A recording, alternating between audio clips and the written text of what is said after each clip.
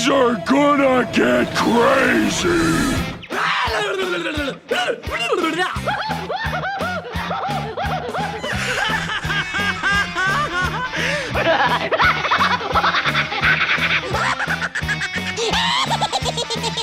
Most everyone's mad here.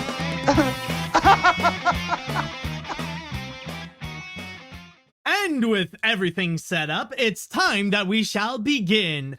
Welcome back, everyone, to AniMat's Crazy Cartoon Cast. How are we all doing today? Have you gotten a good time lately? Because I know that things have been pretty eventful for me. And I know that at least today, as I'm recording this, it's been a heck of a day so far, and a whole bunch of explosive news has been coming out left and right, including Tucker Carlson and Don Lemon being out of Fox News and CNN respectfully, and I can already tell the internet is freaking out about that, on top of many other big name news that has occurred, including the official end of Big Mouth, in which it was renewed for an 8th season, but it's also been stated to be its final season as well.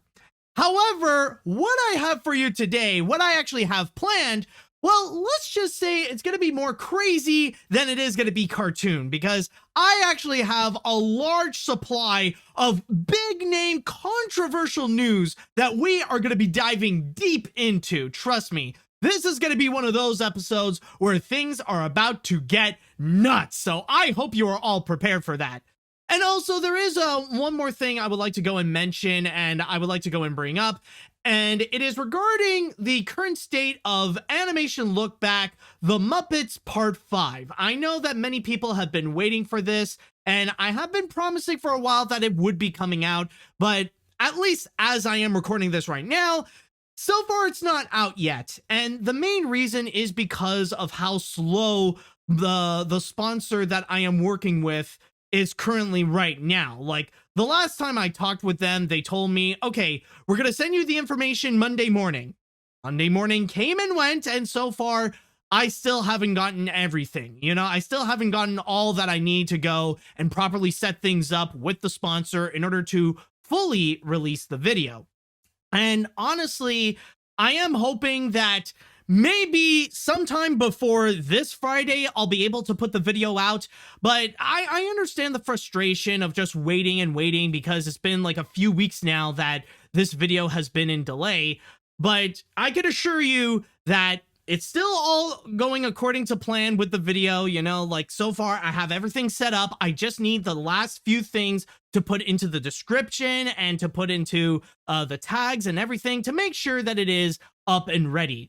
Like, I know I got a few people right now who are on my ass, like, being very impatient, like, where's the video? Where's the video? Where's the video? It is coming. I mean, worst case, if you cannot wait until the video is released, then it is currently available on Patreon. So you could go and become a member of my Patreon and you could check out the video from there.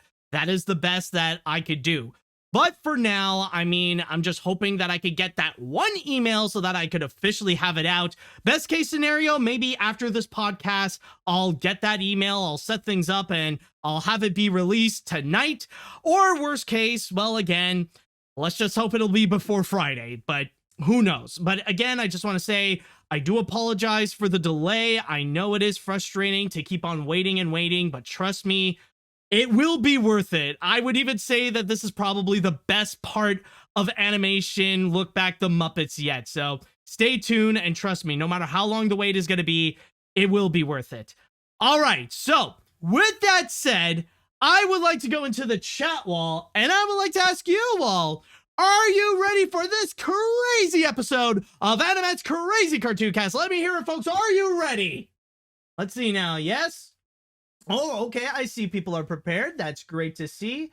People are ready. That's great. All right. So, without further ado, I think now, since people are all prepared, it is now time that we shall go and get things started. And before we go into the controversial stuff of this episode, we might as well start off something a little bit light. We might as well have a bit of a taste of our cartoon fill for today's episode. So I already got one planned. In fact, it's actually a small trailer, but it is of a series that some people have been waiting for a while, especially seeing the grand return of these beloved characters. So without further ado, let's go and begin our first story by taking a look at the teaser trailer for the upcoming Cartoon Network AniMat's series. I cannot say HBO Max anymore. Let's take a look at Tiny Toons Looniversity.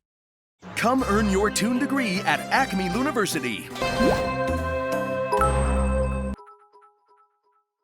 And that is Tiny Toons Looniversity, to which it will be coming soon to Cartoon Network and on Max and maybe some other stuff, who knows? But it will be coming out this fall.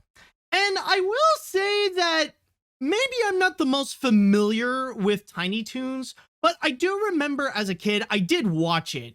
It wasn't necessarily one of those shows that like really left an impact on me, because I remember I was like still very, very young, and I was watching it around the same time as like many other animated shows, like around the same time, like with Animaniacs or Pokemon or whatever.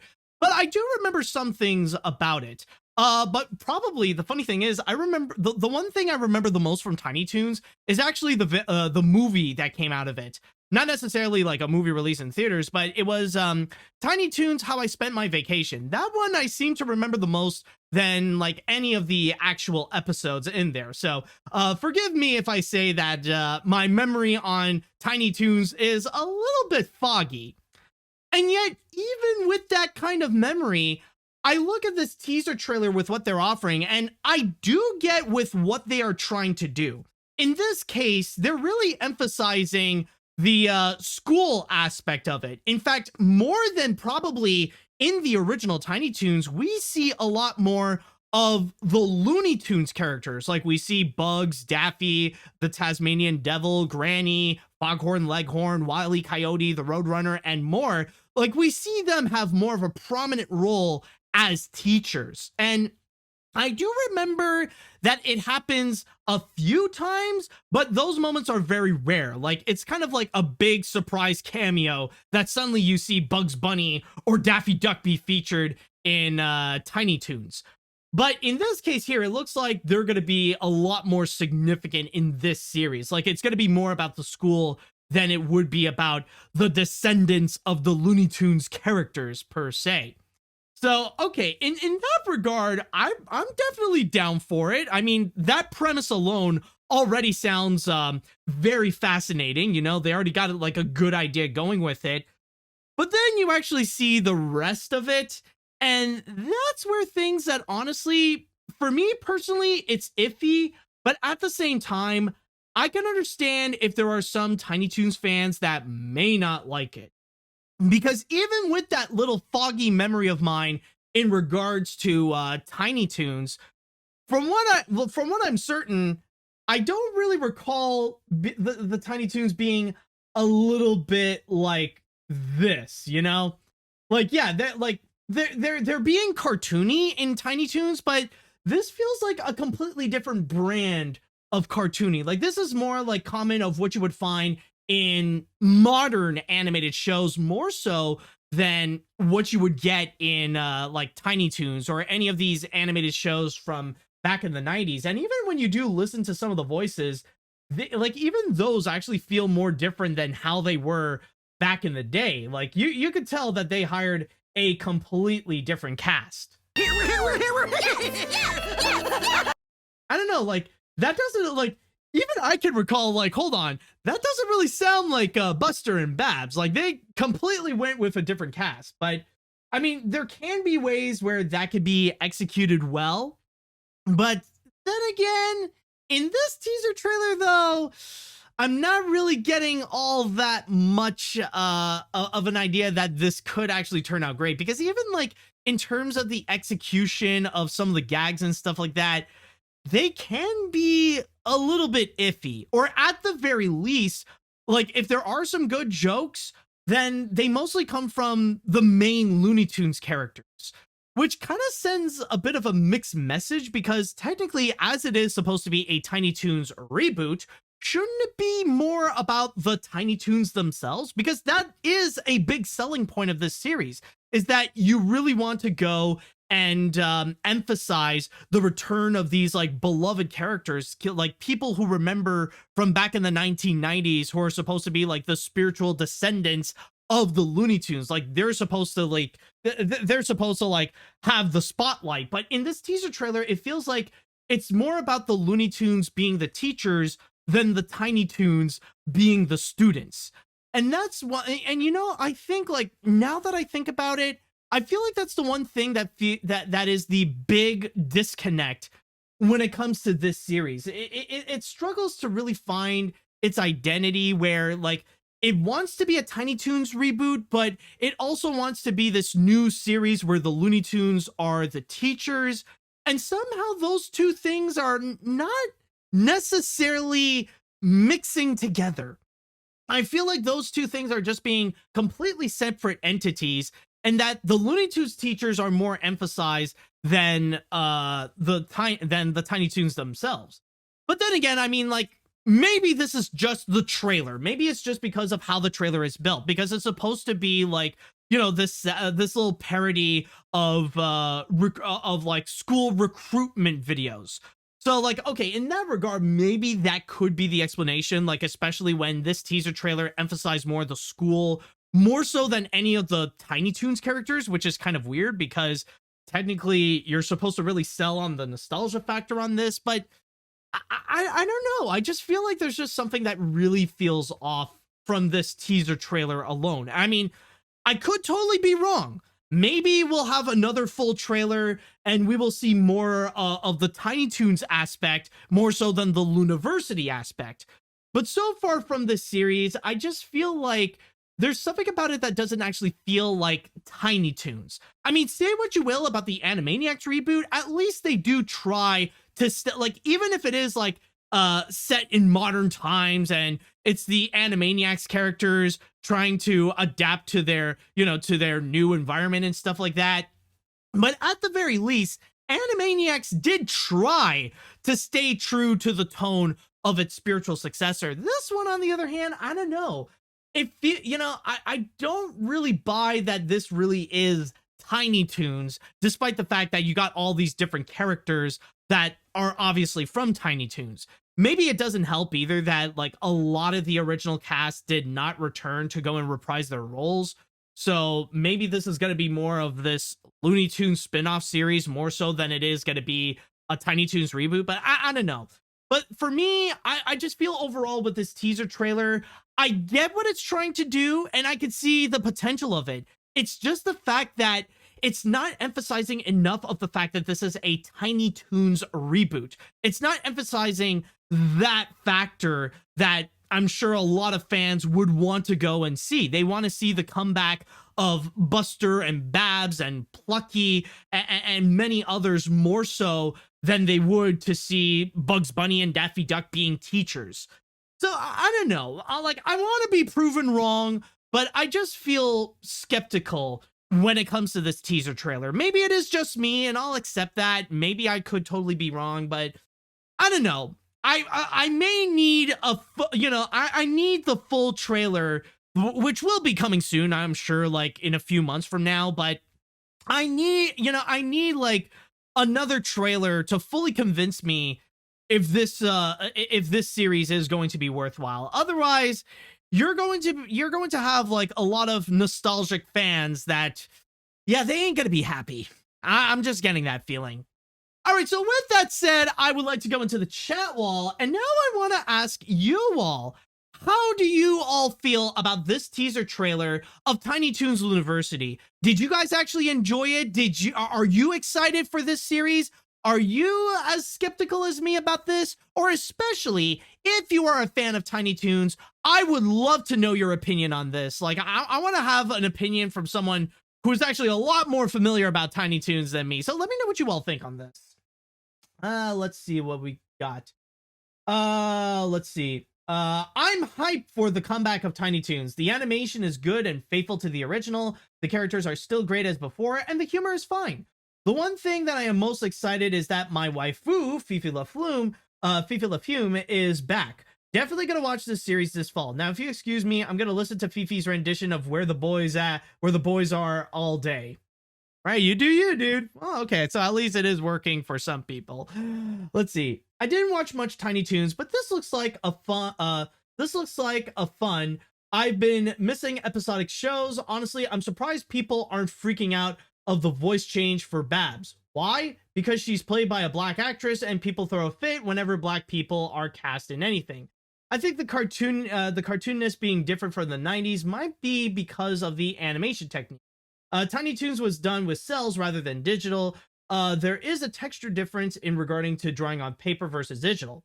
You could be right. You know, you could totally be right on that. Like, I'm open to that suggestion, and maybe it is because of the fact that this is digital instead of how it was back then with all cells.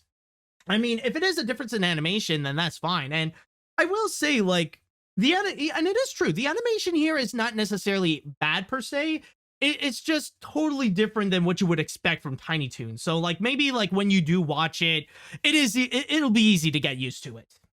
Let's see. I never grew up with Tiny Toons, so I don't know what to say here. I guess the animation is fine, and I got a laugh from how much it looked like a Tweety statue has titties, Tweeties, if you will. But everything else was kind of just there. I mean, I guess I'll watch it because I want to know the story behind the Tweeties, but I won't go in with high hopes. I don't know about you, but I think that's one thing that's gonna keep me away from watching this. I don't want to know about Tweeties. You know, I don't ask me about that. I don't even want to think about that. Anyways, yeah, and if you want to know what he's talking about, it's like, where was it? It's just like that one quick clip. There was a moment where you see like all these different statues of characters. Where was it? It's like probably at the beginning or something like that. Oh yeah, okay, yeah. Right over here. Like, why? Who's the artist that is responsible for this thing? Like, why? Who thought this was okay? But anyways, what other comments do we have here? The trailer didn't impress me that much. Personally, I haven't really seen much of Tiny Toons, but I understand why people like it, but it doesn't interest me. While I think it could have potential, it doesn't really show enough of the aspects of the show, so overall, we shall see. Okay.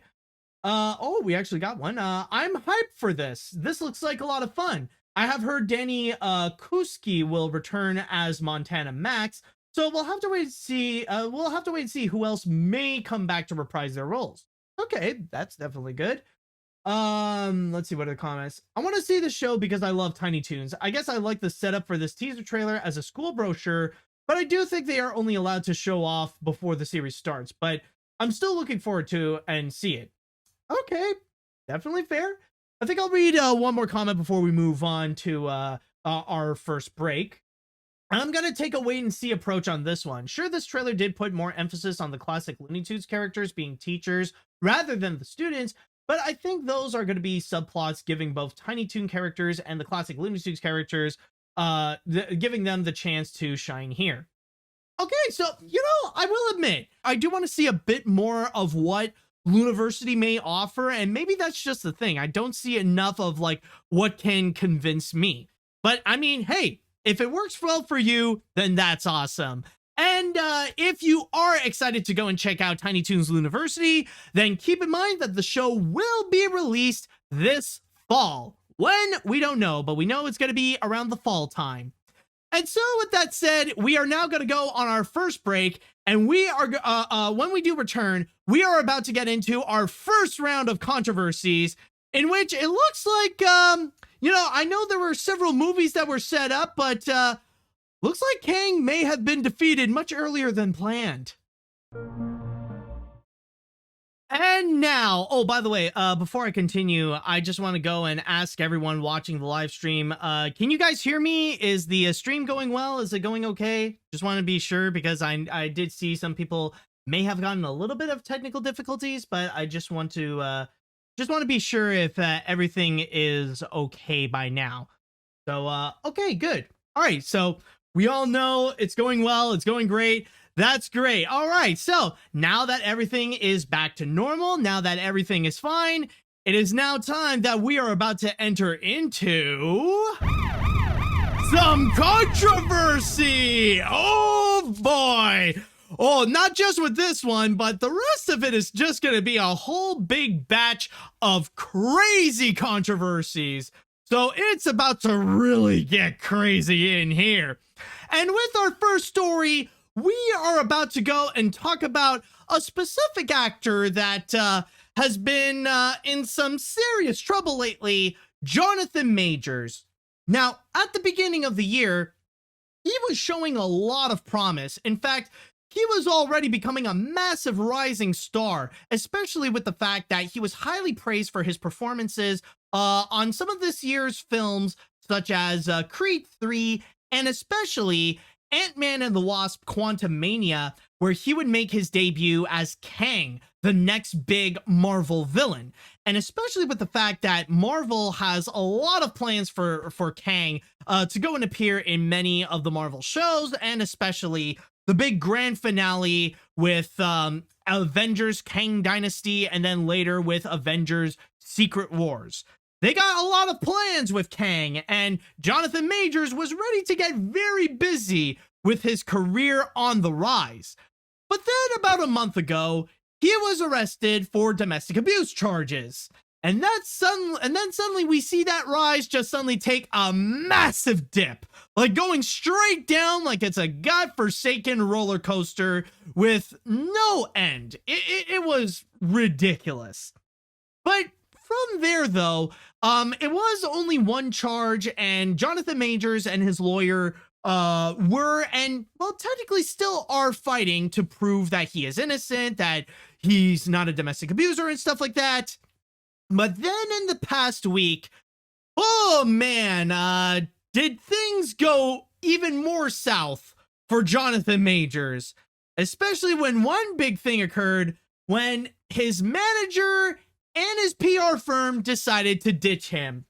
Yes, this actually broke just after last week's episode of AniMat's Crazy Cartoon Cast, where it was reported that Johnathan Majors has split ways with his talent manager at Entertainment 360 and with his PR firm, The Lead Company. Now, we don't necessarily know why specifically to their big split up, but the most vague that they can go is to say, reading from my source here on Deadline, by the way, it is stated that currently starring in Creed 3 and Ant-Man and the Wasp: Quantumania, Majors' departure was due to issues surrounding the actor's personal behavior, we are informed. And not only that, but we also received word that when it came to his PR firm, that has already happened, they say last month. Now, I don't know. In fact, this did not necessarily state that this might be because of the arrest or if this happened beforehand. But either way, the fact that it is last month and it doesn't specify that it is because of the arrest, that is something that could be considered pretty concerning. So that is one thing that did occur, where now the people that are supposed to help Johnathan Majors, now they're just telling him, yeah, sorry, pal, you're on your own. But then suddenly, actually before that, on top of those people ditching him, there were even some projects that were ditching Johnathan Majors. Now, we already heard before that there was that Army commercial that Johnathan Majors was narrating, and the Army decided to go and drop that completely. Well, it looks like there have been more that decided to go and completely cut ties with Johnathan Majors, one of which being a movie called The Man in My Basement, which he was supposed to star, but now they're going to go and find someone else to cast him. And then there was also this ad campaign for the baseball team, the Texas Rangers, that he narrated, but now the MLB decided they're going to go and drop that off completely. So already, he's losing his people, he's losing his job, he's losing his gigs. What could be worse than that? Well, amongst all this, there were 4 words that showed up. 4 words that you do not want to hear in these types of controversies, no matter what. But wait, there's more. Yes, just days after this entire event, days after people and projects were ditching him, even more alleged victims decided to come in and cooperate with the Manhattan District Attorney's Office. It even stated, this time on my source here on Variety, that one of these people actually worked on Ant-Man and the Wasp: Quantumania. Now, they didn't necessarily say what her role is in there, but apparently they say that this person was an alleged abuser. And throughout all this, we don't necessarily have any confirmation from Disney or Marvel of how they're going to go and respond, especially with the fact that technically they have already filmed the parts with Kang for Loki Season 2, which they are planning to go and release in the summer. But on top of that, they've also revealed other things that Johnathan Majors actually quit because of all the controversies. They even stated here, reading on Variety, it says, separately, Majors is stepping down from the board of the Gotham Film and Media Institute and his work with the Sidney Poitier Initiative, which was created to support emerging filmmakers. On Wednesday afternoon, Executive Director Jeffrey Sharp sent a note to the Gotham board alerting them to the move. So that's pretty much the big situation where we are with Johnathan Majors, is that his team is ditching him, he's losing projects left and right, and now there are even more alleged victims stepping in to talk about Johnathan Majors' alleged domestic abuse. And yes, I will keep on using the word alleged because technically we don't truly know what actually happened in this case. There's no official confirmation that Johnathan Majors is a domestic abuser. These are all allegations, and this story is ongoing, and technically Johnathan Majors and his lawyer is still fighting this situation. So it remains to be seen if it is actually the case that Johnathan Majors is a domestic abuser, but I don't know. Again, we will have to sit patiently and see what the outcome may be. We cannot fully judge on who he is as a person just yet. But one thing that I can say is just, man, are things not looking good for Johnathan Majors. I mean, I know these are all allegations, but with everything that's been going on, especially this past week, it's just not been looking good for him.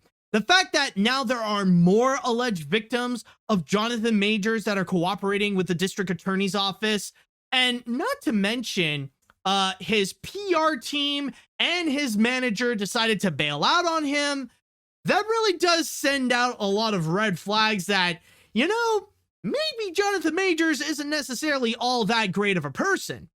And I think, the worst thing about all this, I know with all the victims and stuff, those can be just allegations.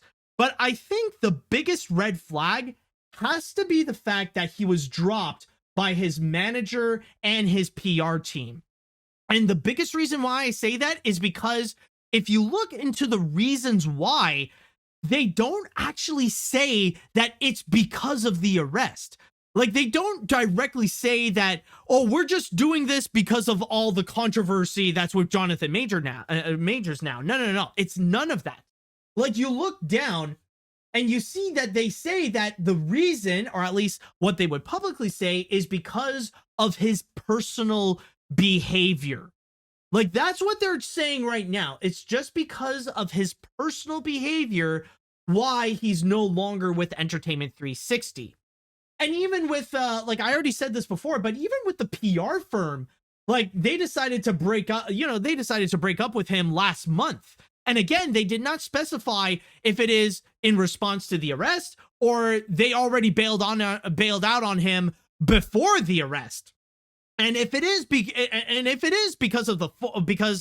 they did it before the arrest, then yeah, Johnathan Majors is in much more trouble than you may think, especially with the fact that these are technically supposed to be the people that should be on Johnathan Majors' side. Technically, one of their biggest jobs is to make him look good, to prove that he is innocent, to say that, don't worry, we'll settle this whole situation. Keep in mind, people, that he is innocent until proven guilty.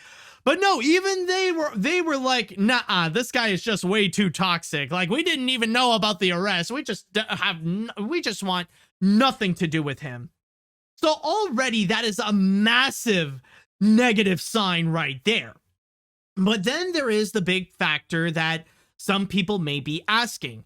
Like, even though this thing is still ongoing, even though we don't 100% have all the answers if Johnathan Majors is an abuser or not, but some people may wonder, at this point, with how bad things are looking with Johnathan Majors, does that mean that he's no longer going to play Kang in the Marvel Cinematic Universe?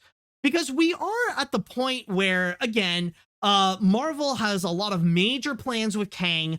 There's already some stuff that they have already filmed with Johnathan Majors, like with Loki season 2.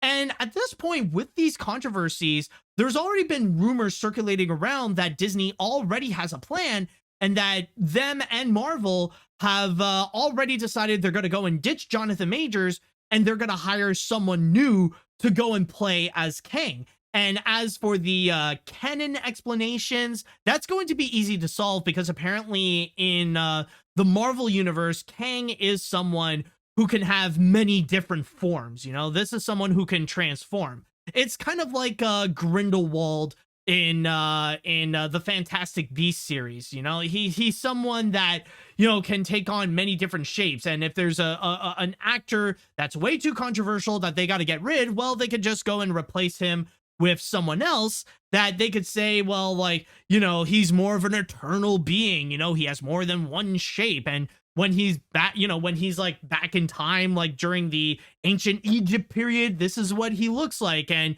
maybe he'll like this new look, so he'll carry it on for the rest of the MCU.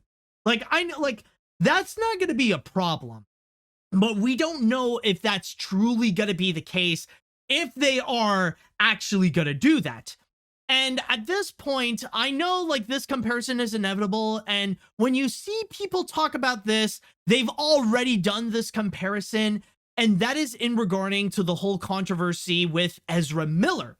Because you do see a little bit of parallels with Johnathan Majors and Ezra Miller, how they're both prominent stars in a superhero cinematic universe, how they are surrounded by controversy, how they both have a criminal record.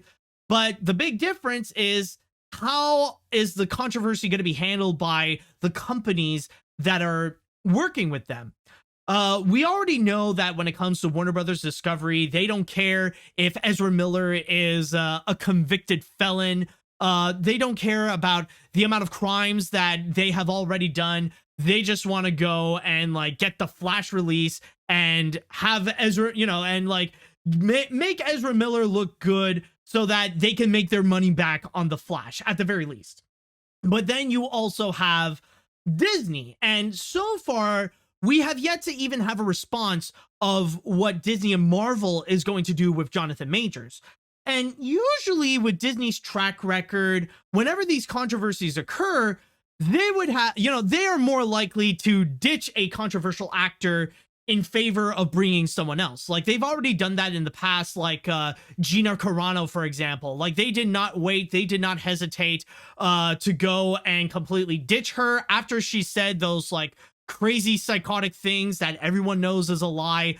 So they, you know, they've already covered that. So for now, people are anticipating if Johnathan Majors is actually guilty of his crimes. So maybe maybe Disney and Marvel, for now, they're just waiting to see if maybe Johnathan Majors can fully clear his name, and that there may be a chance that he would be proven to be completely innocent from all this. But then again, it's hard to say. Like, honestly, I personally would believe that Disney would do the former of, like, firing him than to actually go and keep him. Like, I don't think Disney is going to pull off a similar move to Warner Brothers Discovery and just keep Johnathan Majors, regardless of how many controversies that he has, regardless of how guilty or innocent that he is.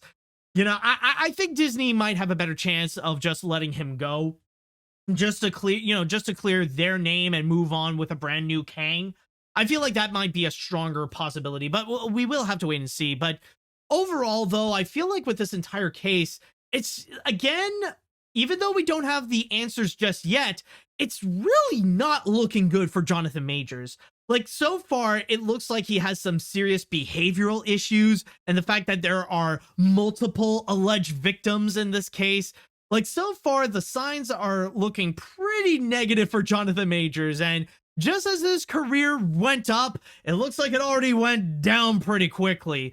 We cannot say if it's officially over for him, but I don't know. The setup for his, the setup for the big party that he has done, that he has finished, that he has canceled, it's already been setting up now. So I don't know. It's just things are looking pretty bad for Johnathan Majors at this point. All right. So with that said, I would like to go into the chat wall, and now I would like to ask you, what do you think of the whole situation with Johnathan Majors? Do you think he's innocent? Do you think he's guilty? Are you still in the mood to wait and see? I would like to know what you all think on this. All right, let's see now. I think this has to be the fastest rise and fall story for an actor. Johnathan Majors has so much potential as an actor since he ended up being the best part of Ant-Man and the Wasp: Quantumania, and the fact that this happened is just upsetting. So I think it's only a matter of time before Disney drops him. And I am honestly kind of wondering, what are they going to do with his scenes in Loki 2, since he's already filmed the scenes for the series? Yeah, honestly, I don't know. Like, if the worst case scenario happens and that Disney finds it and he is proven to be guilty, then I don't know. Like, I can imagine maybe Disney might have to do a big delay for Loki season 2, or at least like do some quick refilming just so they could have the new actor to play as Kang. Or worst case scenario, maybe they're gonna have to go and like delete a whole bunch of scenes. Well, I don't know, but yeah, Disney is in a pretty tough situation. And honestly, the more that they wait to know how things are with Johnathan Majors, the more that it may cost them. Like the more they wait, the risk will become bigger and bigger and bigger. And maybe there may be a way that this entire risk could pay off, but there is also a big chance that the risk could really screw them over as well. So I don't know, like the decision needs to be made soon about what they are going to do, because things are not looking well for Johnathan Majors. This is not a scenario where they can wait. Let's see. This is a pretty big shame, because I really like Johnathan Majors. His performance in Creed 3 and Quantumania were fantastic, and he held a ton of potential as an actor. But alas, this is merely the fastest rise and fall story I've seen from Hollywood in recent years. At this rate, the only way the lawyer could win the case is if he tells the jury if Chewbacca does not make sense, then it must acquit. Yeah, and I mean, with all this, I just want to say that this does not emphasize how he is as an actor. Honestly, I have yet to see Creed 3 and Quantumania, but from the stuff that I've heard, he's apparently phenomenal. And like the fact that Kang was the best part of Quantumania, I think like that's a major positive for Disney and Marvel, because that's the character that they need to actually work if they want to continue with this brand new saga. And I mean, yeah, like I could definitely see how Johnathan Majors had a lot of potential, and it's kind of too bad that it may go to waste because the dude cannot control his behavior. Let's see, what else do we have? This is why I'm very careful when I met anyone, especially celebrities, all because of Johnathan Majors and other people like him. As for him, I get why he lost everything right now. Why? It's because no one wants to trust him with that controversy attached to him. I'm sure Marvel Studios would consider ditching him because they don't want to associate anyone with that kind of controversy, but it's a wait and see situation for now. Exactly. But then again, I know we already argued, I know I already talked about how there is that chance that Disney would let him go, but considering that we are talking about Marvel, there could be a little bit of that chance that maybe they would keep Johnathan Majors, because, I mean, let's be honest, Majors is not the only actor that has a lot of massive controversy. Like we know, like with Lolita, I believe it was Lolita Wright, like, you know, the person who played Shuri, like she has a whole bag of controversies, especially with a lot of comments that she would make in regards to vaccines and stuff. And yet they still decided to go and keep her. Or even the girl who played the Wasp. I mean, the same thing. She would do a lot of these anti-vaccine comments and stuff like that, but they still decided to keep her as well. So, I mean, so honestly, in that regard, it may not be surprising if Marvel decides maybe they'll keep Johnathan Majors regardless of the controversy. I mean, who knows? Let's see. When your own manager and PR firm decides to leave you, that's the moment you know that you are screwed. With how Disney has dealt with troublesome actors in the past, I would not be surprised. It would not be surprising that they would fire Johnathan. They would fire Johnathan. There is also a question of how much they have filmed of him, since he is set to appear in Loki season 2 and 2 Avengers movies. And more importantly, who will replace him? There is a rather popular rumor going around that they are going to pick Damson Idris. I think that's how you say his name. I could totally be wrong. But yeah, honestly, from what I have heard, the only things that they have filmed is just the stuff for Loki season 2, and that's it. I don't think they've really filmed anything else afterwards that would involve Kang. Let's see. You know, I remember a couple of years ago when Owen Wilson was announced to be part of the cast of Loki, rumors speculated that he would be Kang. I think they probably should have gone with that rumor. I can imagine Disney and Marvel are having a headache with this thing, especially with Quantumania mid-credits scene showed a billion Kangs, with Majors being a majority of them. Oh, okay, well, in that case, if they have a billion Kangs, I'm sure one of them is not Johnathan Majors, so that could, you know, maybe. Odds are, if there's a billion Kangs out there, pick the one that's not troublesome. Or at least troublesome in real life. All right, I think I'll read one more comment. Here we go. This is a shame because I really liked him and thought he would make a great Kang for future MCU projects after Creed 3. The Harder They Fall, Devotion, and a few other films that were good, only to find that he is not a good person, has a bad personality, and lose everything from attached projects, dropped by his talent agency, and his Oscar chances for the upcoming magazine Dreams from Searchlight Pictures since his arrest. I really did until he lost my respect, so his career is dead at this point. I mean, I would say that, you know, his chances of having a comeback after all this, they are not zero, but they are stupidly low. I could say that right now. And so now that we are done with our talks about Johnathan Majors, we will go and have another break, and when we do return, we'll enter into another realm of controversy, but instead of looking into how things are going with Johnathan Majors, we're just going to talk about one thing that's been angering so many people, that stupid little blue check mark. I know I've already said this before, but in this case, you all gotta brace yourselves, because this one is debatably the biggest controversy that has happened in the past week, or at least before the whole explosive news about Tucker Carlson quitting Fox News and Don Lemon being fired from CNN. This was the big controversy that has everyone freaking out, and pretty much shows a massive example of how bad the current state is of this website. I know I've prepared myself to go and talk about this one, and I know that I will be saying some things that certain groups are not going to be happy with, but I know for a fact that these are things that need to be said. And with that said, let us dive into the Twitter verification controversy. Now, Elon Musk promised many people that this would go and happen. He promised his fans that he would go and do something about this. And alas, on April 20th, because the dude thinks he's funny that he would go and do something on 420, he completely removed the blue check mark on verified accounts. And he definitely was true to his word, where he got rid of it from everyone.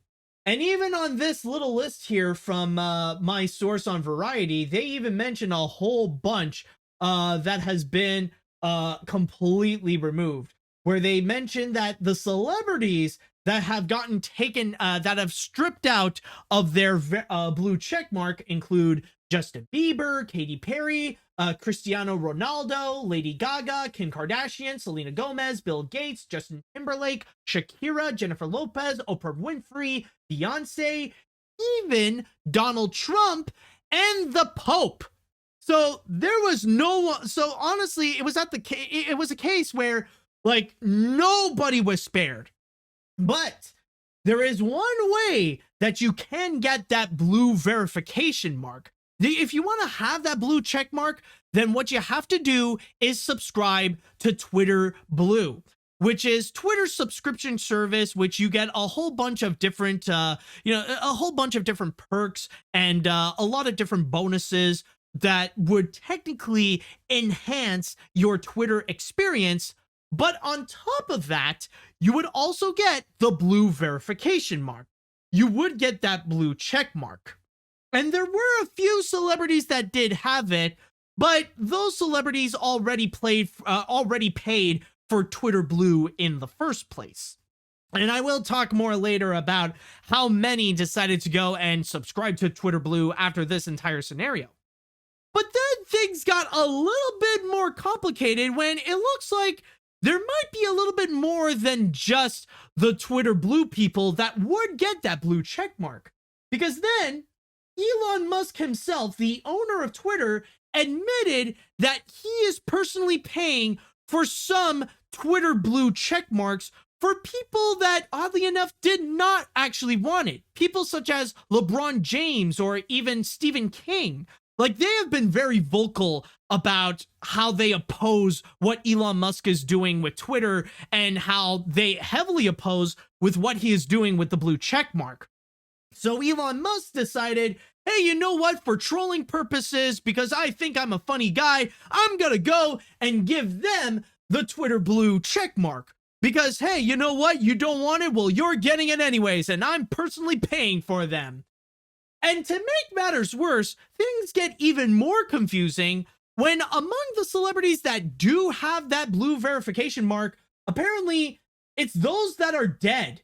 People such as Kobe Bryant or Mac Miller or Anthony Bourdain or Chadwick Boseman, somehow they still have their blue check mark, but they are dead. So we don't know what the fridge is going on with them. We don't know if it's actually the people running those accounts that decided to pay for Twitter Blue. We don't know if it's Elon Musk that's actually doing it. And to make matters even worse, like even right now, people are confused as to what Elon Musk is doing because then he's giving out more free blue check marks and more free Twitter Blue subscriptions to people who are very well known on Twitter, people who have like millions of followers, and apparently they would also have the blue check mark. And it leaves the entire situation to be completely confusing, and it leaves literally everyone unhappy. So the big question throughout all this is just why? Why is it that Elon Musk is even doing this in the first place? Why is he going so far as to go and screw with the verification system, which was one of the few things that didn't have a single issue amongst Twitter in the first place, and now he would make things even more troublesome, even more complicated, and even more messed up than it was before? And the answer to that is because of his far-right fan base. More than anyone else, it's his far-right fan base who are so desperate for Elon to do something about the verification system because they were the only ones who were upset about it in the first place. They were the only ones that did not like it, that they viewed that as a big problem with Twitter. And so they pleaded to Elon to go and do something, and he promised them that he would do so. And thus, he did. But then again, why is it that Elon would go and mess things up? Why is it that the far right are so upset with the verification system? Well, the thing is that it's funny because throughout this entire controversy, it openly reveals about why they are so upset about the elite. Because when you would see like these anti-woke people or Trump supporters or Ron DeSantis supporters or Elon Musk fanboys, when you see those people being so upset about the elite, when they would rant about, oh, these elitists, they're taking over the world, they're destroying our planet, we need to do something against the elite, you know, they always view the elite as their biggest enemy.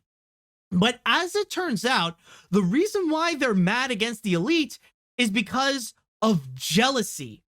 Now, they never said that they want to go and take down the system. Like, they are aware that there is kind of like this hierarchy system that capitalism has established in our culture and in our society. And they don't want to go and take down the system. They don't see a problem with the system itself, because taking down that system and taking down that hierarchy would be socialism. And they don't want any of that. But what they want is that they want to be considered an elitist themselves. They want what those people that they call elitists have. They want to have that power. They want to have that fame, that glory, that adoration, that they don't have to do a single thing. And yet their social status puts them in a superior position than anyone else. That's what they desperately want. And every time that they go after the elite, the people that they call elitists, it's because of jealousy. They're mad that those people are elitists and not them. And that's why they're so mad about the verification system. Because with that blue check mark, the reason why it was there, like before Elon Musk ruined it, was because it was to authenticate that the person with that account is really who they say that they are. Like with Jack Black, sure, there are going to be many different impersonators, but if you want to follow the real Jack Black, you would follow that account that has that blue check mark. It authenticates that it really is Jack Black. But to those people, they see that verification as like a social status. It may, you know, it's kind of like an elitist symbol, and they want that for themselves. Like, they want to have that, they desperately want to have that social status and try to and have something that they could desperately say that they are superior. So that's why they would go and demand for Elon Musk to go and do something to take away that elitist status from people that they don't consider worthy, and that they want to keep it to themselves. That's why Elon Musk made it so easy for anyone to go and get it, where as long as you pay him $8 a month, then you can have that blue verification mark. And yet, right now that they got their wish, they're still mad, they're still upset, and they're still ranting about those elitists. But why are they still ranting? Well, the big reason is because apparently those people that they call elitists, those people who used to have that verification mark because of how they were authenticated as being the real people that they say, well, they're not playing their game. Because the amount of people who did subscribe to Twitter Blue is significantly small, especially to those who used to have the verification. Let me show you. Now, this is actually an article I found on The Independent, in which they actually state that only 28 legacy verified users decided to subscribe to Twitter Blue after the entire controversy. Not 28 million, not 28,000, but just 28. To go specifically, let me go and read you from my source, in which it states, "It seems many did not mind the loss, as there was no rush to join Twitter Blue.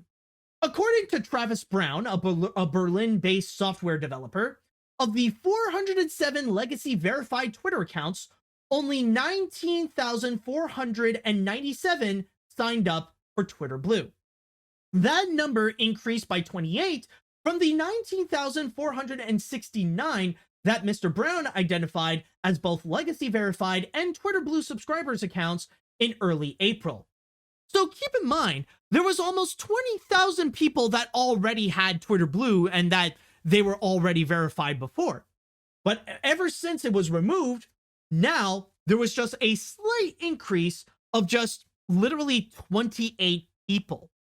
So you can imagine going from 407,000 verified accounts, and now all that has been reduced to just 19.5 thousand. That is a significant drop. And that's why you see all these people being so mad that those people that are claimed as elitists, they're not playing their game.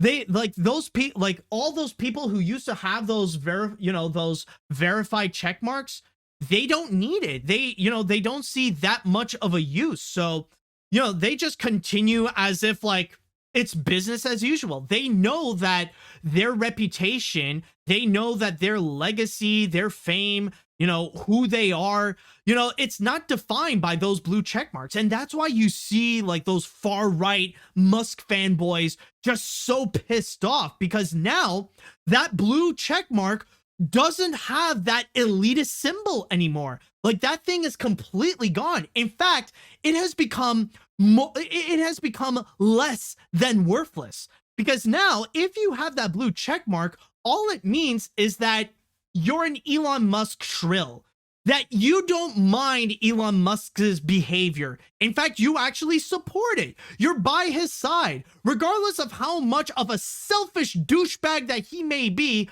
you're okay with it. You're okay with tolerating his behavior, and you're okay with how he is trying to promote hate speech all across his platform. That he's trying to be this absolute, this absolutist of free speech, that he's perfectly fine with all the racism and anti-Semitism and transphobia and homophobia that's being spread across his platform. And that's why nowadays this blue check mark is actually a bad thing to have. That's why you actually see so many popular Twitter users, like people who have over 1 million, they have like over 1 million followers and stuff like that. When they have when they have that blue check mark, they have to go and tell their fans, hey, listen, I know that I have the check, but keep in mind, I didn't pay for this. I don't have a subscription to Twitter Blue. And when things are going so bad for Twitter and things are going so bad with Elon Musk's reputation, that it is a PR move. It is good for business for trying to disassociate yourself from whatever Elon Musk is trying to do. Like, it really has become to the point where it is that bad. And now it's at the point where nobody is happy, especially with how Elon Musk right now is continuously trying to change the rules. Where like, oh, well, you have to subscribe to Twitter Blue, but whenever he feels like it, whenever he's in his trolling mood, or if someone is really popular, they can somehow get Twitter Blue for free. And that's why even his fans are becoming so upset that they don't even know what the definition of Twitter Blue is. Or why is it that, some people amongst the elite, they can go and have Twitter Blue for free, while everyone else would have to go and pay $8 a month. And that's why we are pretty much in a scenario where Elon Musk is trying to fix a problem that was never a problem in the first place, and it's leaving everyone unhappy. That Twitter is becoming less and less of a credible source to go and find information, where credibility is starting to evaporate before our very eyes on the platform. And everyone is just so pissed off because Elon Musk is at the point where he's just so bad at his business, or he's just so bad at what he does in general, to the point where we don't know what the rules are. It's just whenever Elon Musk feels like it. And that's why we are seeing again and again how Twitter is just in this massive downward spiral. In fact, to even add on to that, Elon Musk's business in general, like everything that he does, it's been going very bad. He has been not getting a good few days. In fact, you probably have already heard that when it came to Elon Musk, apparently like everything has been going bad. Not just Twitter, but even the SpaceX rocket in which it exploded and that mission became an absolute disaster. And then you heard about Tesla, about Tesla's earnings, that they're not getting as much money as usual, and business is going so bad with Tesla that the stocks are plummeting again, where they're going back down into the hundreds.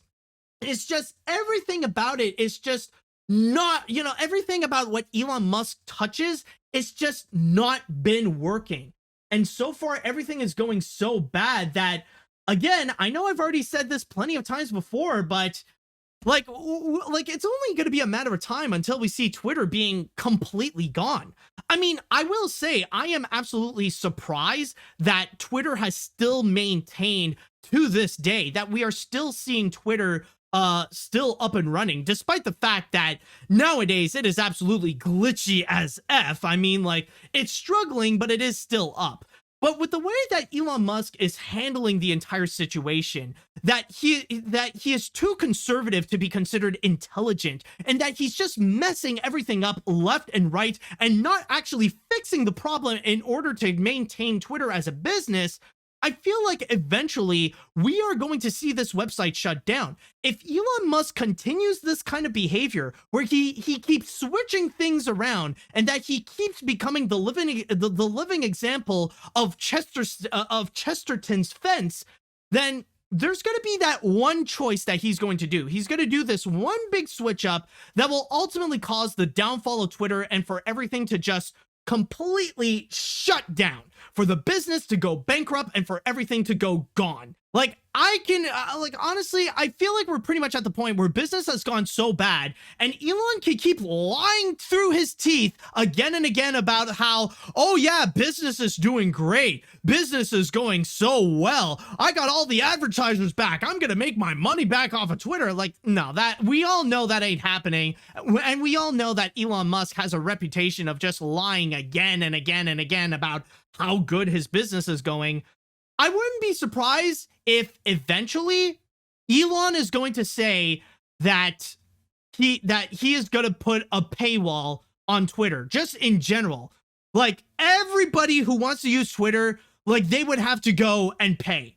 And I feel like that's going to be the decision that will ultimately kill Twitter, especially with the fact that since not many people are subscribing to Twitter Blue, like, imagine how many people would be willing to go and pay and just use Twitter, not even to use Twitter Blue, to just use Twitter. Now, the chances of that happening, honestly, I don't really know. Like, maybe it could happen, maybe it could not.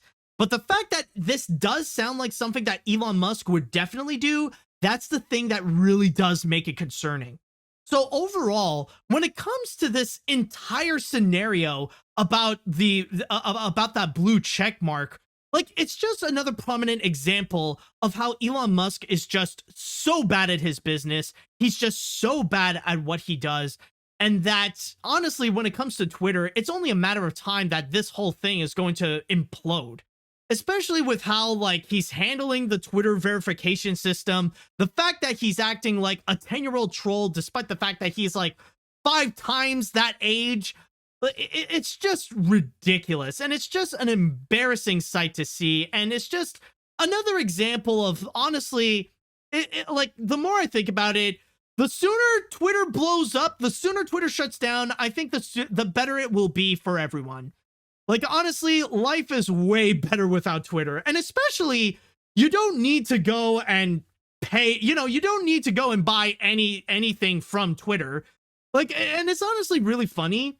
Like, especially when you see those, like, far-right Musk fanboys, like, trying to argue about why people should have it, and, like, them trying to gaslight people into buying Twitter Blue, trying to say, like, well, if you're willing to spend $8 a day on coffee, if you're willing to spend $8 a day on McDonald's, if you're willing to spend, like, $15 on Disney Plus, you might as well buy Twitter Blue. Why don't you just go and buy Twitter Blue? Like, just do that entire thing. But, it's so funny, and it really does prove how objectively stupid these Elon Musk fanboys are. Because the thing is, with that argument, it's so easy to go and argue, because the thing is, like, what people would spend on a regular basis, those are essentials. Stuff like food, water, shelter, all those things that they would keep bringing up, those are essentials. Or even the things like streaming services like Netflix and Disney Plus, they would get a lot more bang for their buck.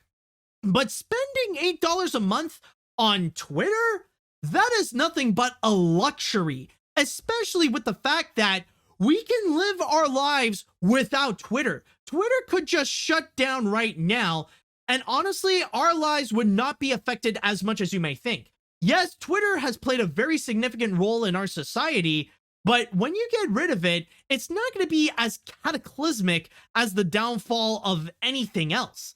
And especially, you can live your life without spending a single cent that would go towards Elon Musk.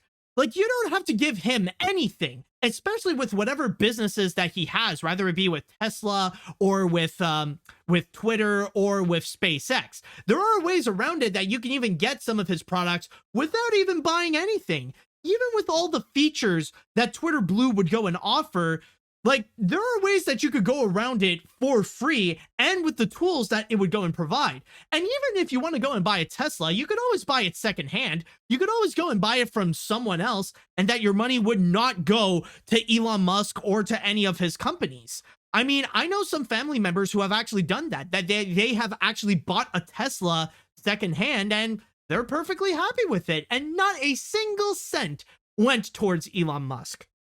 So yeah, honestly, this entire situation has just become a massive disaster. Like, honestly, when is Twitter gonna shut down? Seriously, because it's obviously clear that Elon Musk has no idea what he's doing. His fanboys are still enraged because of the fact that they got what they wished for, but now the thing that they got is more useless than it ever is.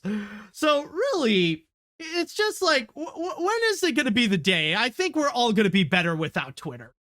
All right, so with that said and done, now that we are officially back and now things are running as smoothly as they are supposed to, I would love to know from you all, how do you feel about the entire controversy regarding Twitter Blue?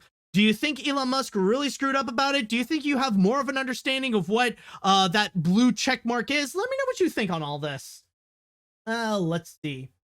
At least Elon Musk has definitely proven that the phrase, "a fool and his money are soon parted," is true. I know he only bought Twitter to get praise from alt-right grifters, but I think even they are becoming aware that of his insane shenanigans are destroying Twitter from the inside. Still, I just find it hilariously ironic that they thought that the person who would save Twitter from the greedy elitists is himself a greedy elitist. Twitter is dead. Long live Spoutable. Well, I mean, that's the thing. When you do, the thing is, when you look at all the people that the far right heavily praises, rather it be like Elon Musk or Donald Trump or whatever, those are arguably the most elitist people imaginable. Like the elite, the elite of the elite.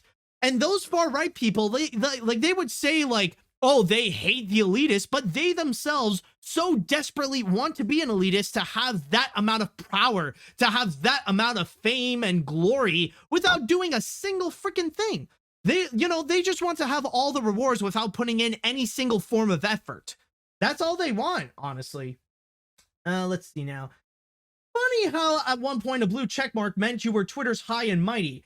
And then one small dick nut job stepped in and essentially became a kick me sign. It is astounding how at nearly half a year running Twitter, Elon has never made a single good decision since he's too busy sucking himself off.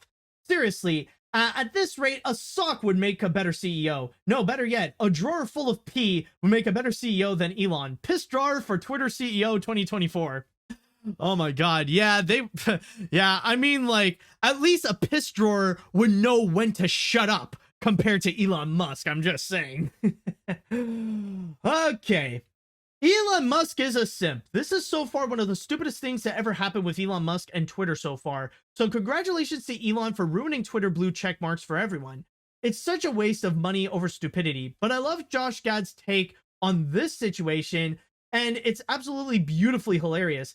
He's having the time of his life. So yeah, did I mention that Elon Musk is a hardcore simp overpaying celebrities for their check marks? I think I have. But the sad thing is that with Elon Musk doing that, he's trying to do it for trolling purposes, but it's actually like he's indirectly admitting of how unpopular the blue check mark is. He knows how unpopular the Twitter Blue subscription service is. In fact, I don't know if I've mentioned this, but the amount of people in general who have subscribed to Twitter Blue ever since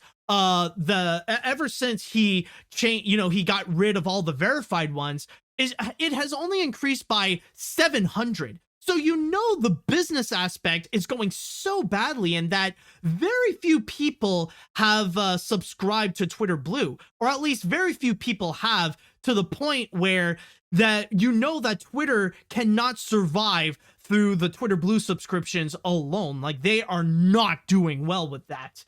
In fact, there's something else that I want to mention, but I think I've honestly forgotten. But yeah, honestly, that's really what I have to say on that. Twitter somehow has managed to survive past 2022, but Elon Musk continues to do everything he can to destroy the website. What's really funny is that this isn't the craziest thing Elon has done on Twitter in the past week. I kid you not, he gave what is called the gold checkmark verification to a fake Disney Junior account that was saying racial slurs like the N-word. If that and all the other news regarding him isn't proof that Elon Musk is a terrible CEO, then I have no idea what it is. Exactly, man. And this is not even to mention of all the different fake accounts that have been created that they would give, they would have a blue check mark by just subscribing to Twitter Blue, and they would say all those crazy shenanigans. And Disney isn't the only victim here. I think J.K. Rowling was also a massive victim of trolls trying to imitate her on Twitter. So yeah, I mean, it opens up to a lot more problems than usual. Let's see. I mean, is anyone ever surprised that this would happen? Nowadays, Elon Musk is just destroying Twitter, and with how his fanboys are so incompetent to the point where they pretty much have an IQ that's in the negatives, seriously, I'm at the point where I just want to sit back, relax, and grab some popcorn and just watch the site crash and burn because he deserves it. I mean, that's the big thing. We all know Twitter is going to shut down. We know Elon Musk is an incompetent idiot. We know that the business is going down regardless of what he would say. So we're pretty much at the point where we might as well enjoy the show. We might as well enjoy the entertainment while it lasts, because we know that we are in the final season of Twitter. We just don't know how many episodes there are left until the site is completely gone. All right, I'm going to read one more comment before we move on to our final story. With Twitter continuing to be on life support, I'm fairly certain that Musk somehow has a negative IQ number. Instead of the elitists finding any form of status with the blue checkmark, they are getting ridiculed more than ever for the fact that they are paying $8 a month for a little blue checkmark and a false claim of superiority. It's pretty much telling that everything is going wrong for Musk when tons of certified accounts are celebrating over losing their checkmarks. Exactly. Like, now it's actually a good thing to have a blue check mark. And now these far-right Musk fanboys are so desperate to try to validate their blue check mark. They're pretty much like, I already did a post on this on social media, but they're pretty much like Lord Farquaad, like during the wedding scene in Shrek, where they put on the crown and it's like, I have the blue check mark, which makes my account superior. See? But yeah, I mean, this website is gonna die, so we might as well have fun with the downfall of Twitter and the downfall of Elon Musk. All right, so we're gonna go and take one more break, and we will look into one more story, and hopefully we won't have any crashes with my internet. And we are gonna look into a big controversy, not with Twitter, not with Johnathan Majors, but with Disney, or specifically with one movie that Disney is making. And now, folks, after all those controversies, we have one more to look at with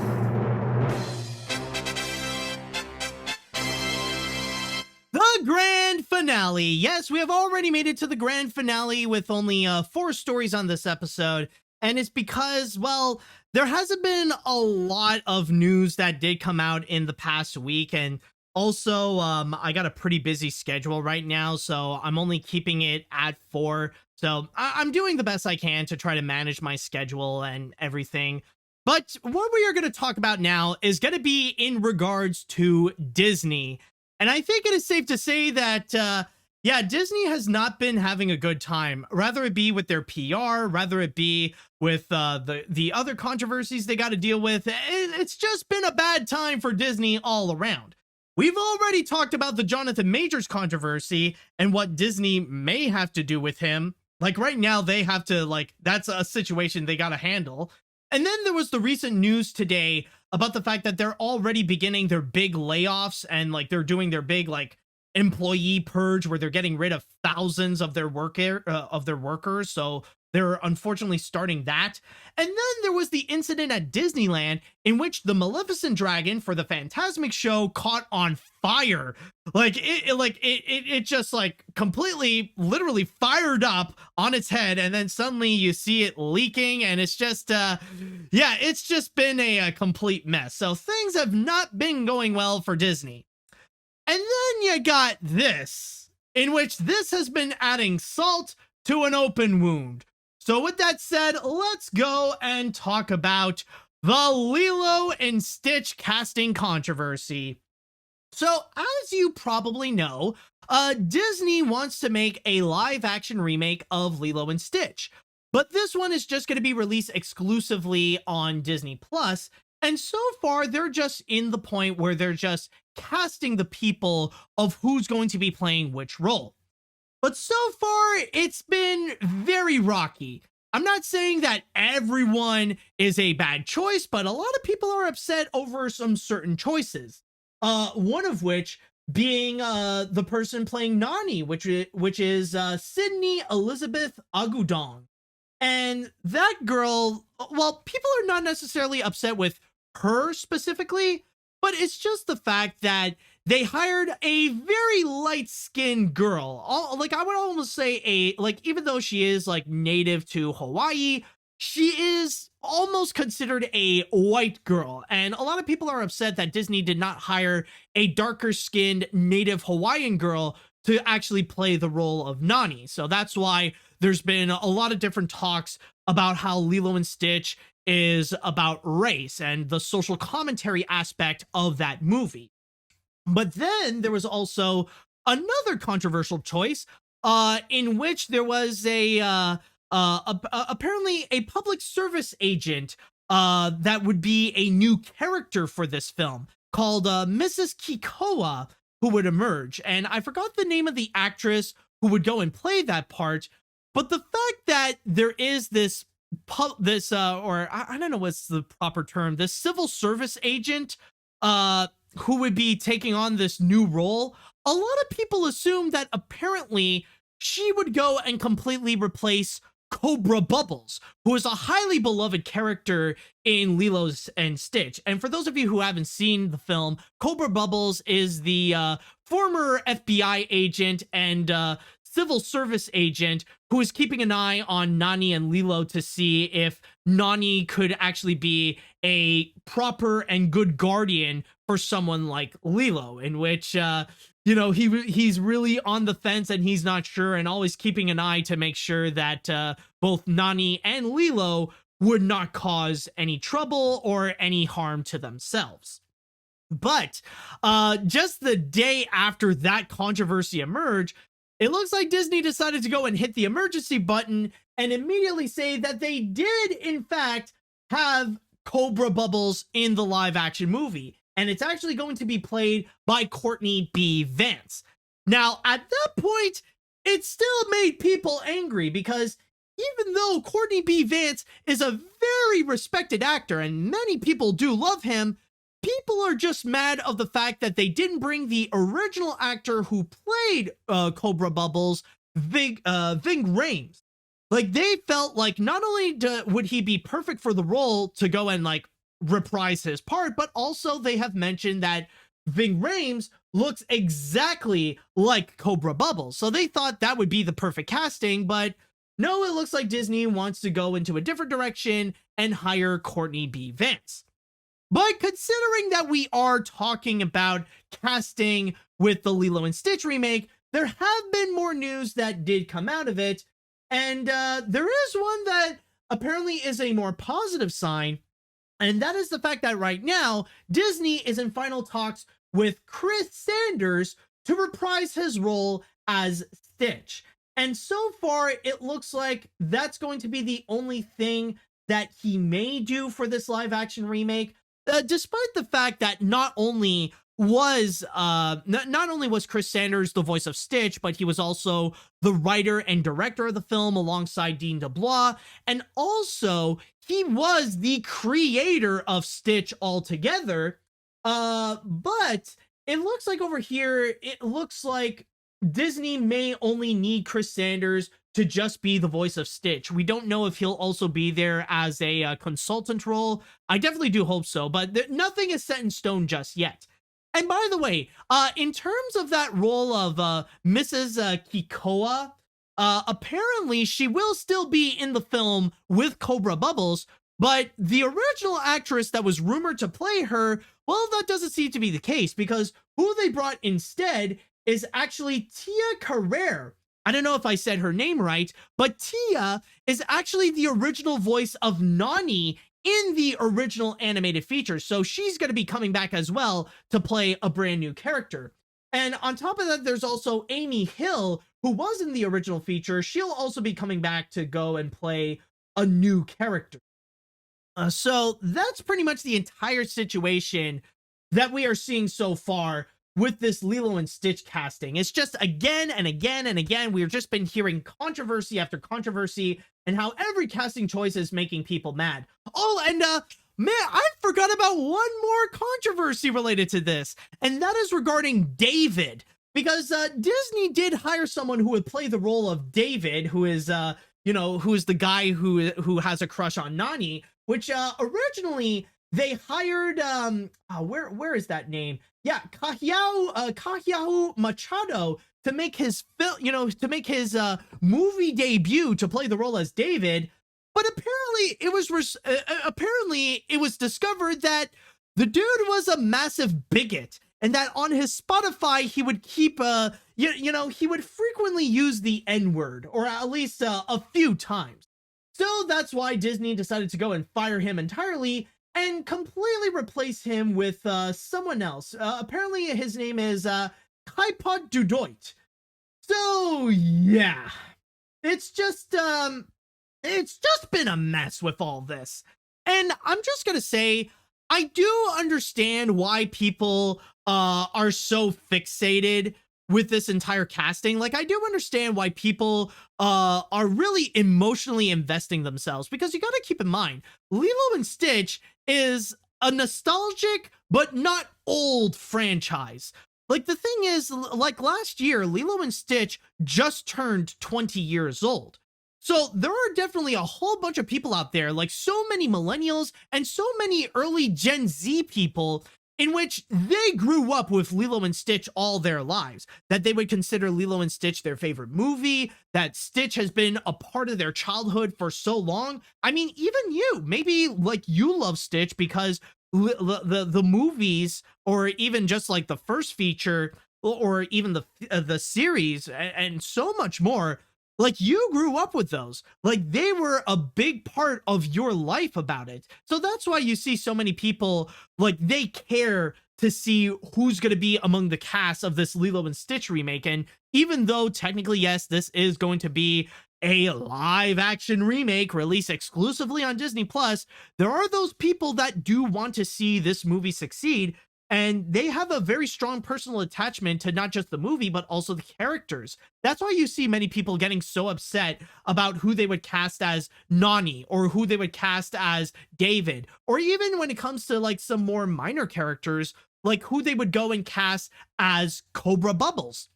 Like, people are so invested and they take Stitch very seriously because they care about this franchise. Like, they have strong nostalgic feelings about it, and they definitely don't want to see Disney try to ruin that movie, just like what they've recently done with Pinocchio or Dumbo, or what they did with Maleficent. They don't want to see their beloved film get that kind of treatment. And they want, and there are still those people that, they want to see it done right. And I mean, there are some things that look like it may be working. Like they already got some other actors like that are very respectable. Like you know, they already got Chris Sanders that he may come back as Stitch. Nothing is official yet, but he definitely could. And if so, well then that's definitely a plus. I mean, like who else can play Stitch other than Chris Sanders? I mean, he has been the official Stitch for so long, like with the movies and the TV show and all that kind of stuff. And then like you got other respectable actors, like you got Zach Galifianakis, which apparently like some people say that he was going to be Pleakley, but there are some other sources that say that he's actually going to be Jumba. Like even my source here on the Hollywood Reporter, they actually stated that Zach Galifianakis is actually going to be playing as Jumba, while Billy Magnuson is going to be playing as Pleakley. I know some people say it's the other way around, but still, but even at that, and not to mention that they are bringing in other actors from the original film to go and reprise their roles, which which is nice to see. But still, though, it's just like I feel like this is a controversy where it feels very, very messy. Like I'm not as personally attached to Lilo and Stitch as some others, but I do get where they are going with it, where like Lilo and Stitch is their Disney movie and they don't want to see, they don't want to see their film be as destroyed as Stitch's Great Escape. Like you probably remember that old picture of like that broken down and like skeletalized animatronic of Stitch. Yeah, like they don't want to see that happen to it. And I just want to say again, it's not, the whole casting choice and stuff like that, it's none of the actors' fault. And none of these actors really do deserve any hate. Well, other than like the guy who was first casted as David, because that dude is just a stupid bigot. But honestly, like it's none of their, it's none of the actors' fault that they are in that position. And I do get where they're coming from, because they got hired to be in a big name Disney movie where they're going to play a beloved Disney character. I mean, what actor would not say no? I mean, I'll even admit, as an actor myself, if Disney approaches me and say like, hey, we're going to do a live action remake of Treasure Planet. Do you want to play Jim Hawkins? I'll say, sure, why the hell not? It sounds like a big book, that sounds like a significant boost to my acting career. So I understand why those people would want to be down to go and play it, especially like many of those newcomers, and especially those who have like the big lead roles like Lilo or Nani or David. Like that is a big deal, and I'm sure like it's very exciting for them. And also I just want to go and add, like just on a quick side note, that I feel like with how so many people are mad at this Disney live action remake, the one person who I feel sorry the most is Dean Fleischer Camp, the guy who's going to be directing the movie, because he did such a wonderful job with Marcel the Shell with Shoes On. Like he moved so many people with that film, and it's like one of the best feel-good movies of 2022. And now suddenly he's attached to this project, which again, I understand why he would be down to go and work on like a big name movie for a big name studio and stuff like that. Like I know directing a Lilo and Stitch live action remake would be a big boost to his directing and filmmaking career.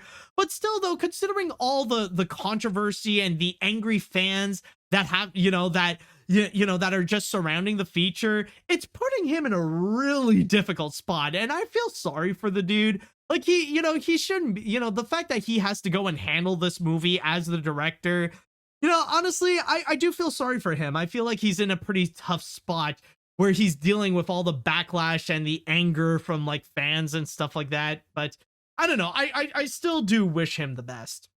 But overall though, it like, again, with the other controversies, it's just so crazy to see how all this is just unfurling. It's just so crazy to see the sheer insanity of like the anger that it's causing just by the casting alone. Like we didn't see any clips. We didn't see anything that they have done with the movie just yet. It's just from the casting. And it really does show how people really do love Lilo and Stitch, and that they want to see Stitch do justice. If you are going to do a live action remake of the film, you are going to have those people who are really going to care about it. Like, yeah, you could go and do whatever you want on something like, if you're like when you're doing like the Cruella movie or Maleficent or Dumbo or Pinocchio or whatever. But with Lilo and Stitch, there are many people who grew up with Stitch and have been with him since the very beginning of the franchise. So I think this is going to be one of those that Disney may have to be a little bit more careful when it comes to adapting this version, because yeah, like maybe they're not going to, they're not going to risk too many financial losses on this, but this is definitely going to be something that they got to train their PR team to work extra hard on. And this may be practice in case of the worst case scenario.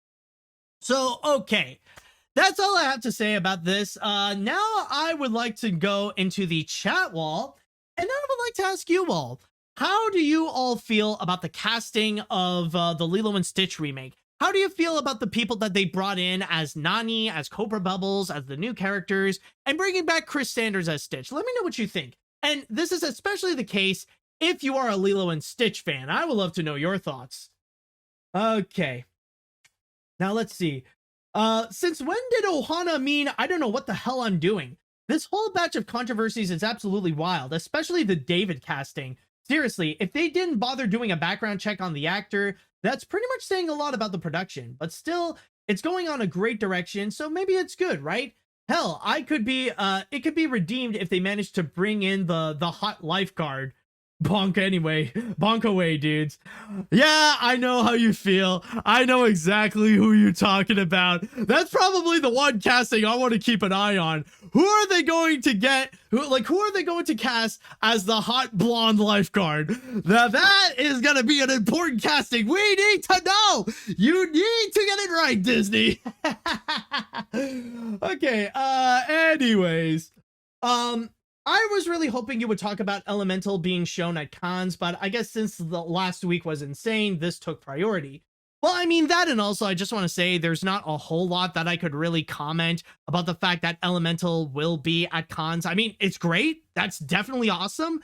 And it is a positive sign of how things could be with Elemental. It could turn out to be a great Pixar film, but I mean, there's not a lot that I could really say about that. But anyways, let's see. But anyways, I understand. Seems live action Ariel's outrage casting worked so well at upsetting the right.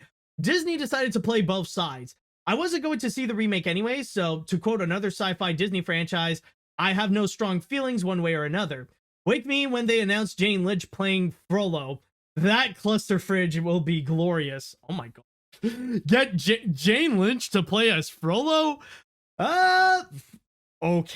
That I did not expect that kind of casting. I mean, like, I can maybe see it, but still a weird casting nonetheless. Or why not, or better yet, why not just, like, in that case, instead of that, why don't we just go and have Idris Elba play as Esmeralda?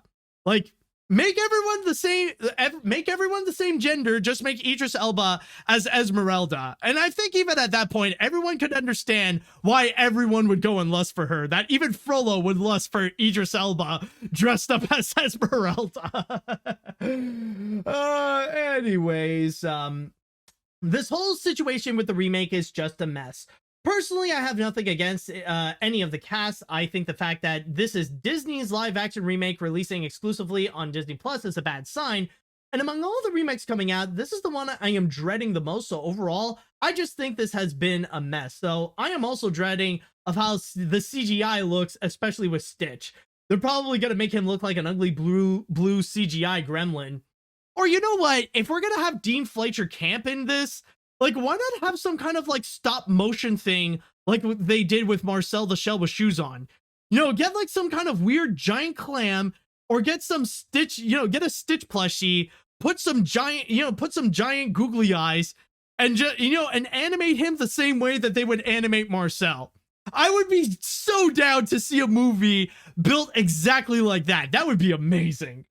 Let's see what else we have here. So I didn't actually know about the controversy with Nani's casting. I am white, so that's probably an aspect of my white privilege and ignorance, but I can see the problem now with how she is white passing. The Cobra Bubbles casting, I didn't think there was an issue. Again, dumb white girl. I'm more worried about the 5-year-old girl playing Lilo because she's a really young kid in a role. Voice acting is different with how a 10-year-old can play a kid that's younger as opposed to a real child. You know, honestly, among all the casting, I think the one for Lilo is not that bad. It's the one that people are like, I think out of everyone, that's the one where everyone is giving a pass. Like, they're fine. Like, they hired a native Hawaiian 5-year-old girl. And in that regard, like, everyone's cool with it. That's the one that people, I don't think anyone has a complaint about. So I think she'll be fine. Let's see. It's like Disney has just been punched over and over again this week with what's been happening for them. I think the casting that was disliked the most is Nani's, and I do believe it is not just because she is rather light-skinned, but people might detract from how Hawaiian culture was a big part of the movie, especially with the plot with Lilo and Nani, as it reflected how many Hawaiians were separated from their families long ago. Yeah, that is definitely true. And I think I'll go and read two more comments before we end this off. Let's see. I, for one, grew up with the Lilo and Stitch franchise, and I do take it personally when it comes to remaking it and casting as well. For the latter, I feel very mixed about the cast issues, as I, for one, would like to see Vic Rames reprise his role as Cobra Brubbles over Courtney B. Vance, despite the latter being talented. I only dreaded to see how the CGI of Stitch looks like, but other than that, this is just a mess for the most part. Yeah, I could definitely see where you're going with it. To say this in a style of Cobra Bubbles when he first met Stitch, Disney, you have been adrift in the sheltered harbor of my patience. But I cannot ignore you're making more controversial slip-ups like this if you want to make your movie succeed in some way. Do I make myself clear? And next time I see this remake, I expect this to be at least a serviceable movie. Capiche? Be more careful. Serviceable movie. Puts on glasses, lens falls off. Good day. Yeah, I think that's what fans are looking into, you know. They're looking into, like, serviceable, law-abiding citizen. But yeah, man, what an absolute mess that everyone's been going into, especially with all the controversies we've talked about. And with that said, that should do it for today's episode of AniMat's Crazy Cartoon Cast. Man, what a wild episode it has been. Oops, sorry about that. What a wild episode it has been. And sorry for that little hiccup that happened in the middle. I'll try to be sure my internet will be well behaved next time.